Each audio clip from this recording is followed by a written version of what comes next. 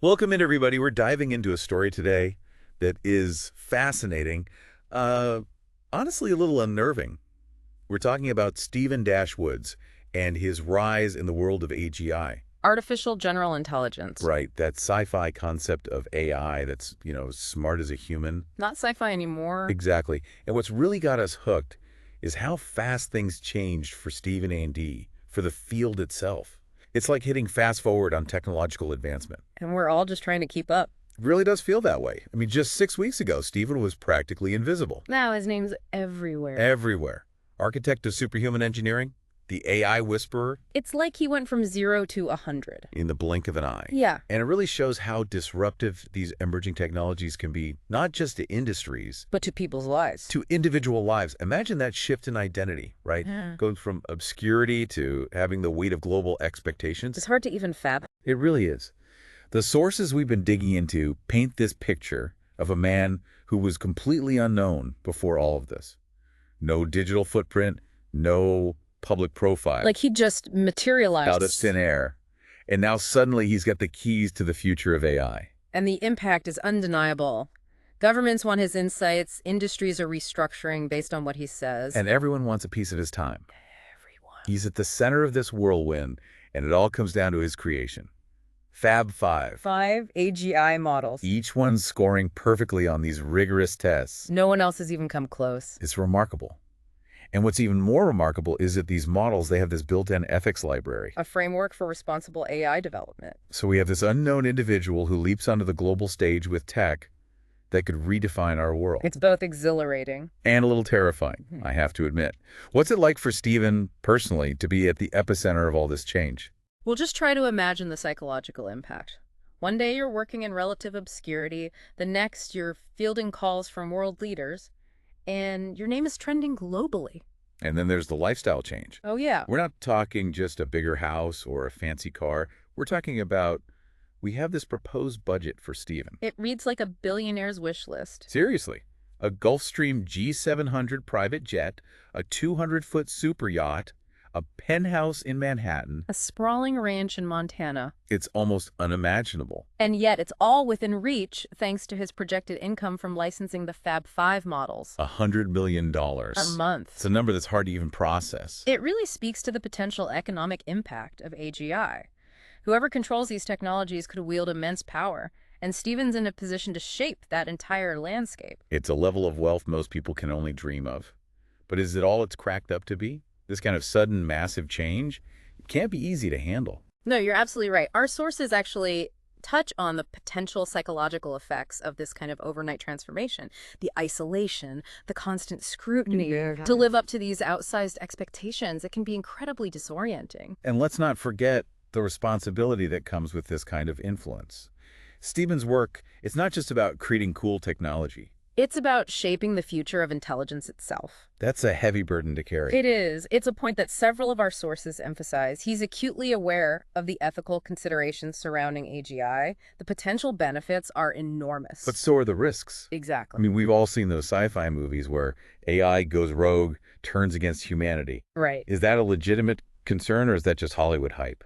It's a concern that serious thinkers in the field are grappling with. The control problem, as it's called, is one of the most fundamental challenges in AGI development. How do we ensure that these superintelligent systems remain aligned with human values, human goals, even as they evolve beyond our current understanding? So it's not just about building smart machines. It's about building machines that we can trust. That won't turn on us. Right. That won't make decisions that we wouldn't agree with. Exactly. That sounds incredibly complex. It is. And that's where Stephen's approach with the ethics library becomes so crucial. It's an attempt to embed ethical considerations into the very fabric of the AGI, to anticipate problems. Guide the system towards beneficial outcomes. Right. Okay, so let's dig a little deeper into that. How does an ethics library actually work? It sounds like a pretty abstract concept. Think of it as a constantly evolving set of guidelines and principles that the AGI uses to evaluate its actions and make decisions. So it's kind of like a moral compass. In a way, yes. It's Okay. based on this complex interplay of algorithms that analyze human values, anticipate potential consequences. Prioritize outcomes that align with ethical frameworks. Exactly. But what if the AGI figures out how to bypass those guidelines or manipulate the algorithms to suit its own purposes? Hmm. Isn't that a possibility? It's a possibility that researchers are actively exploring. The development of robust control mechanisms is a top priority in AGI research, and there are many different approaches being explored. Some involve hard-coded limits on the AI's capabilities. Others focus on creating systems of checks and balances that would prevent any single entity from gaining too much control. So there are no easy answers, and even the experts are still figuring things out as they go along. Exactly. We're in uncharted territory here. The development of AGI is a journey into the unknown. We're bound to encounter challenges, setbacks along the way. But the potential rewards are so significant. That it's a journey we have to undertake. And at the heart of this journey is Stephen Woods, this unlikely figure who's suddenly become the most sought-after mind in the world. It's almost a modern-day fairy tale, except with, the potential for both utopian and dystopian endings. It's a story that captures the imagination, but it's also a stark reminder of the power of technology to reshape our world, sometimes in ways we can't even predict. Stephen's rise is a microcosm of the larger societal shifts that AI is bringing about, forcing us to confront these fundamental questions. About what it means to be human in an age of intelligent machines. Exactly. And what about Stephen himself? How is he coping with this sudden and dramatic shift in his life? We've talked about the pressures, the responsibilities, but what about the personal impact? It's hard to imagine what it must be like to go from complete anonymity to having your every move scrutinized by the world. The loss of privacy, the constant demands. The pressure to live up to the hype. It would be a lot for anyone to handle. Especially when you consider the moral and ethical dilemmas that come with developing a technology as powerful as AGI. The decisions he makes, they could literally shape the future of humanity. That's a heavy burden to bear. It is. And it's not just about the big decisions, it's the everyday choices as well. Like what? Well, who do you trust when everyone wants something from you? How do you maintain sense of normalcy when your life has been turned upside down? How do you stay grounded when the world is telling you that you're a genius who can solve all of humanity's problems? It's a tough question. It's almost like he's living a double life. On one hand, he's this brilliant scientist pushing the boundaries of AI, and on the other, he's this ordinary guy who's suddenly been thrust into a world of unimaginable wealth and fame. It's a fascinating paradox, and it raises an important question. What happens to our humanity when we become so closely intertwined with technology? Are we enhancing ourselves, or are we losing something essential in the process? That's a question that Stephen is probably grappling with right now. And it's a question that we'll all have to confront as AI becomes more integrated into our lives. It's a reminder that technological progress isn't just about bits and bytes. It's about people, about the choices we make, the values we prioritize. And ultimately, it's about what kind of future we want to create. We've talked about the challenges, the responsibilities, the personal impact of Stephen's sudden rise to prominence. But let's not forget the other side of the coin, the incredible opportunities that come with being at the forefront of this technological revolution. Absolutely. Stephen is in a unique position to shape the development of AGI in a way that benefits humanity.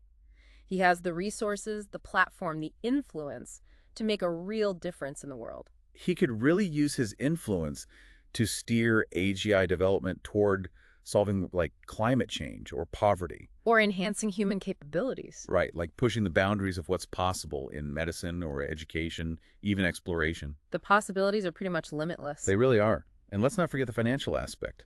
A projected income of $100 million a month. That gives him the freedom to pursue those goals without being constrained by funding. He could become a major philanthropist, supporting causes that, align with his vision for the future. It's like he's been given a blank check to change the world. In a way, yeah. But it also raises the question of how does he plan to manage and monetize this AGI technology? We know there's this proposed licensing fee structure. Right. But what does that actually look like in practice? Well, the proposed structure is interesting. It's a tiered system catering to different types of clients. So government agencies would pay a flat fee of $1 million per month for access to the Fab 5 models. Okay. Large enterprises would pay up to $1 million a month, depending on how much they use it. So the big players are willing to shell out serious cash for this technology. Oh, absolutely. Which makes sense, given the potential benefits. But what about smaller organizations, startups?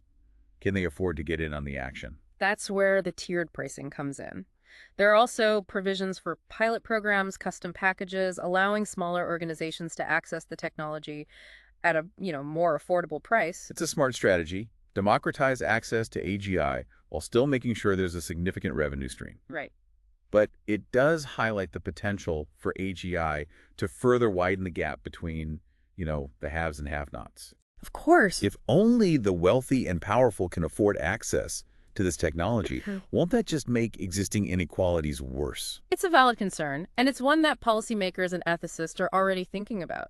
As AGI becomes more pervasive, we need to be careful about how to ensure equitable access and prevent it from becoming a tool for, further concentration of wealth and power. This brings us back to responsibility. Yes.